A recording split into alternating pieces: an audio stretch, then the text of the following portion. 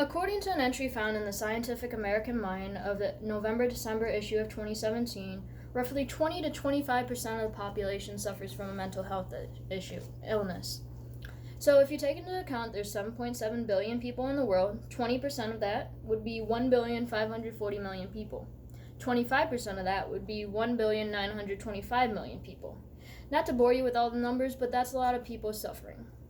Keeping all those numbers in mind, you have to think you may know someone who suffers from a mental illness. You yourself might even have a mental illness, whether that be depression, anxiety, ADHD, bipolar disorder.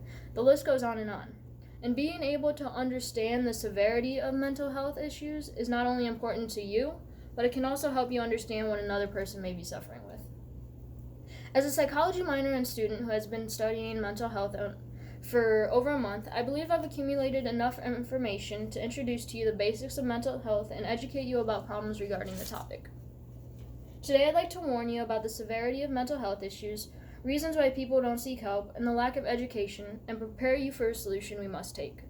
Just like when you see a doctor if you break a bone, you want to see someone if you feel broken inside, because without help, it can only get worse. So the first thing I want to talk about is how mental health issues are a problem, and those problems are common. According to Rubin and Schaefer of 2017, mental illnesses are so common that almost everyone will develop at least one diagnosable mental disorder at some point in their life. Also, according to Rubin and Schaefer, you're more likely to experience a bout of mental illness than you are to obtain diabetes, heart disease, or any kind of cancer whatsoever. And if you do have mental illnesses, they can escalate. I read a study that focused on depression and anxiety and bipolar disorder, and those were the 3 types of mental health issues that people unfortunately kill themselves having. According to Burwell of 2018, 1 in 4 adults in the U.S. suffer from anxiety disorder, and suicides for men and women have escalated since 2000. The National Alliance on Mental Illness talk about different influences that can affect your mental health, whether that be biological influences, psychological influences, or environmental factors. Some biological influences they talk about is genetics and defects. Whether you're born with it or you inherit it from your parents, it could be a mental illness that you obtain biologically.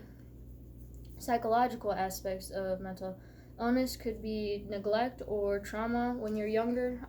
Your mind's more impressionable, so being told you're worthless, you're not going to be anything in life when you're growing up can affect you when you develop throughout your life.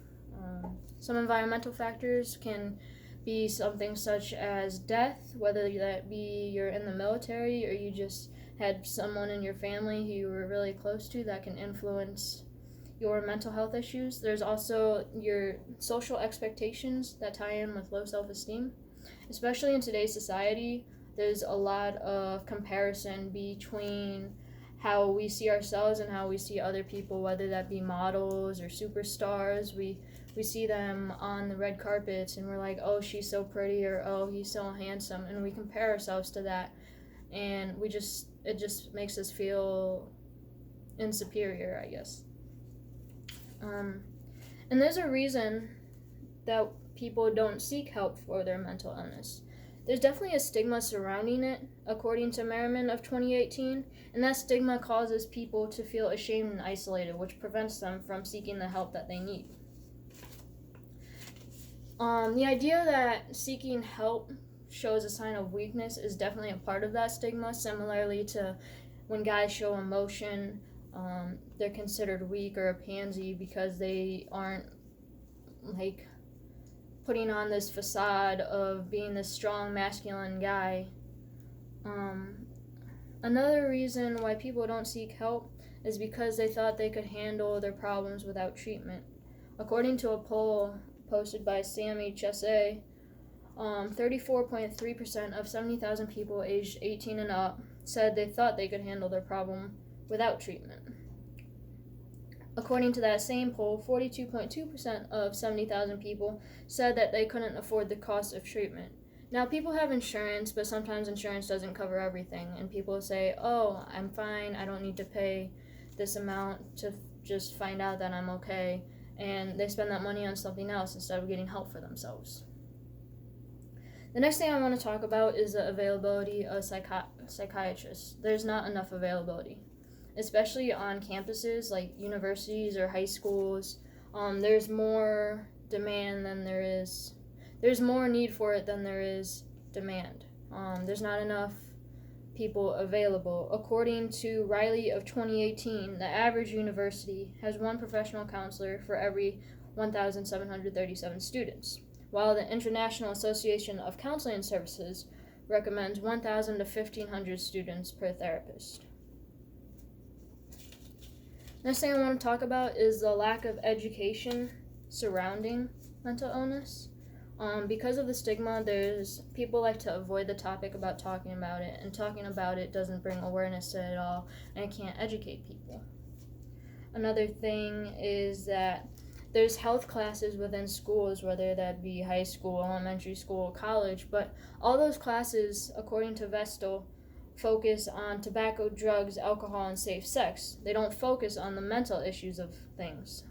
Also, according to Vestal, until 2018, mandated mental health education had not been a part of a trend. And because of the lack of education, here's some facts you may not have known. African Americans and Hispanic Americans seek mental health services at about half the rate of Caucasian Americans, and Asian Americans about a third of the rate, according to Merriman of 2018. According to Sturts of 2019, the average age for onset anxiety is 11 years old.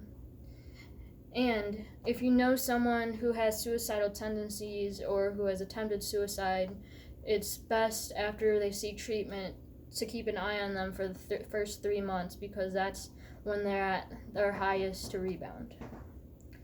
Also, 8.8% of adults, 18 to 25, have serious thoughts of suicide, and suicide is the number 2 ranked cause of death among people aged 10 to 34. So we need to talk about some solutions. There's already things in place. New York and Virginia added new laws incorporating mental health instruction into their curriculum, according to Vestal of 2018. There's also the Department of Veteran Affairs, the VA, which offers veterans health care, economic aid, and crisis support health care, and nearly all the 21 million service members have access to that. According to Rubin and Schaefer of 2017, Mental Health America launched a web-based tool to allow individuals to discreetly screen themselves for possible psychological disorders. So what can be done? There's already some things in place that have happened, but what can be done is you can be available. Just knowing that someone's there for you when you have a mental health issue, or even if you don't have a mental health issue, is always a good thing to know. You know you can always talk to someone, whether it be just asking them about their day or asking them how their state of mind is. You don't want to be afraid to talk about it. Of course, there is a stigma we talked about earlier. You don't want to be afraid to talk about it, because talking about it not only helps educate people about what's going on, but it can also help decline the stigma surrounding mental illness. You want to think of innovative ways to help solve the problem. I watched a TED Talk by Dr. Jeffrey Lieberman, who's a professor and chair of psychiatry at Columbia University, and he's a past president of the American Psychiatric Association. And he made note in that TED Talk that early identification and intervention are important. He also stated that we have the means to do this, which would provide extraordinary changes in people's lives. He talked about screening mechanisms in primary care settings, whether that be schools or universities or the workplace, that should be implemented in those areas, and then those mechanisms can refer people appropriately to what they have to do in order to help their illness. He also talked about, for people at the more advanced stages of mental illnesses, having medical management, rehabilitative services, and residential facilities for people to stay and get treatment for a longer lasting time. He also talked about you can also know you make a difference. Whether you have a big platform or a small platform, your opinion matters. Say you go to a store and you see this girl deciding whether or not she would look cute in this top or not.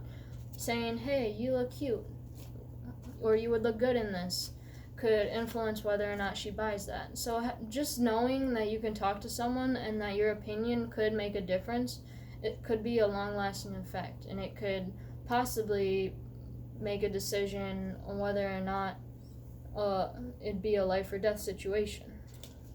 And the last thing you may want to do is donate. There's already suicide and health awareness charities in place, and you can donate to them. And even the smallest amount, whether it be $1 or $10, would make a difference. Just knowing that you did something to help the cause could make all the difference in the world. So we've discussed the severity of mental health issues, some reasons why people may shy from seeking help, the lack of education regarding the topic, and some ways we can help bring awareness to the mental illnesses. While it may be difficult to talk about, discussing it with someone you know is suffering, or you yourself is even suffering, can save a life. Just like when you would see a doctor for a broken bone, you should see a doctor if you feel broken inside, because in the end, what harm can talking to someone do? Thank you.